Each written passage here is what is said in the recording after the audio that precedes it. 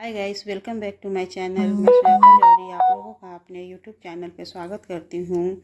तो आइए आज हम लोग पंच भीखू स्नान या तो फिर कार्तिक स्नान के बारे में कुछ जानकारी लेते हैं। तो कार्तिक स्नान जैसे कि बहुत से लोग हैं कि पूरे महीने कार्तिक का स्नान करते हैं और बहुत से लोग होते हैं कि 5 दिन स्नान करके ही कार्तिक स्नान के पूरा फल पा लेते हैं। तो हमें एकादशी के दिन से यदि हम नहाना शुरू करते हैं पूर्णिमा तक, तो ये 5 दिन यदि हम नहा लिए हैं, पूरे महीने अगर हम नहीं नहाने पाए हैं तो यदि हम 5 दिन ये नहा लेते हैं तो ये इसमें हमें पूरे कार्तिक स्नान का फल मिल जाता है।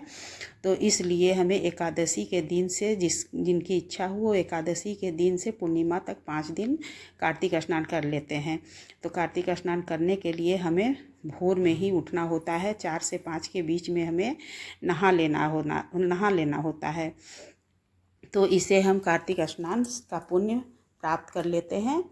तो कार्तिक स्नान करने के लिए हमें 4 बजे भोर में, और अगर यदि व्रत रहना चाहते हैं तो 5 दिन व्रत भी रहा जा सकता है, क्योंकि पूरे महीने व्रत रहने में हालत ख़राब हो जाएगी, इसलिए 5 दिन रह सकते हैं। बहुत से लोग पूरे महीने भी व्रत रहते हैं, तो वो जो पूरे महीने व्रत रहते हैं दिन में व्रत रहते हैं और शाम को शुद्ध भोजन करते हैं, जैसे कि सेंधा नमक का, बिना लहसुन प्याज का।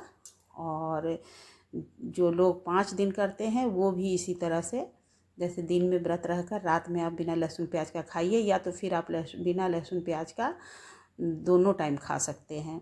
तो इस तरह से हमें पंचभीखु स्नान कहते हैं या तो कार्तिक स्नान कहते हैं। 5 दिन का होता है इसलिए पंचभीखु स्नान कहते हैं। तो हमें इसे करने के लिए भोर में ही उठना होता है और इसमें हमें ब्रह्मचर्य का पालन करना होता है। फिर मूली, बैगन ये सब चीज़ नहीं खाया जाता है, सरसों का तेल। तो स्नान करने के लिए हमें 4 बजे भोर में उठना होता है। उठने के बाद सबसे पहले नहा लीजिए और नहाने के बाद से हमें पूजा करना है। तो इस तरह से हमें तुलसी जी की पूजा करनी होती है। पहले हमें तुलसी जी में जल देना होता है, और तुलसी जी की पूजा ही मतलब कार्तिक में ज़्यादा होती है, और विष्णु भगवान की, शालिग्राम भगवान का। यदि आपके घर में शालिग्राम भगवान जी हैं तो उनका पूजा करिए, और नहीं है तो विष्णु भगवान का पूजा करिए। तो इस तरह से हमें, और एकादशी के दिन से ही शुरू होती है। तो सुबह के टाइम नहा धोआ कर, ये देखिए पहले दिन की शुरुआत है, सुबह के टाइम नहा धोआ कर हमें इस तरह से तुलसी जी में पूजा कर लेनी है। और शाम को हमें तुलसी विवाह करवाना होता है। बहुत से लोग करते हैं, बहुत से लोग नहीं करवाते हैं। जो नहीं करवाते हैं वो सुबह के टाइम अभी ही पूजा करते समय अपना पूजा विधिवत कर लेते हैं। तो शालिग्राम भगवान को हमें उस दिन या तो बगल में पीढ़ा रख के बैठा दीजिए, या तो फिर आप 5 दिन करने के लिए इसी तरह से मैं शालिग्राम भगवान को तुलसी जी के क्यारे में रख कर पूजा करवाती हूँ। उसके बाद फिर उनका सिंहासन उठाकर मैं अंदर रख देती हूँ, उन्हें बाहर नहीं छोड़ती हूँ।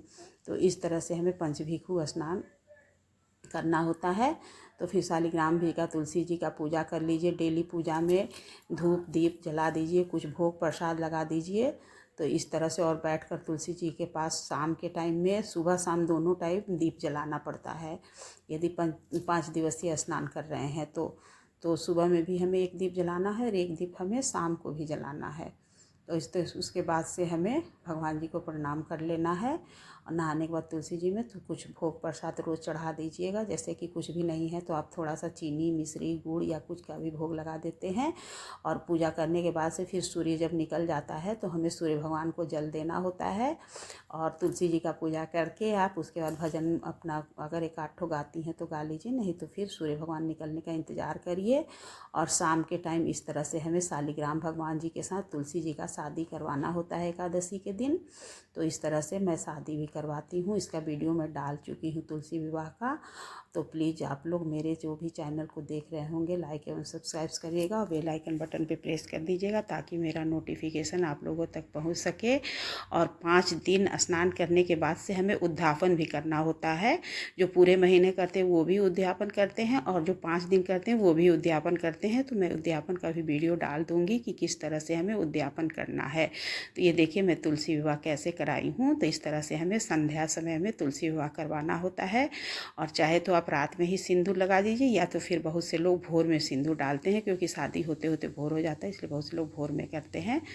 तो प्लीज़ मेरे चैनल को लाइक और सब्सक्राइब करें। सभी को राधे राधे।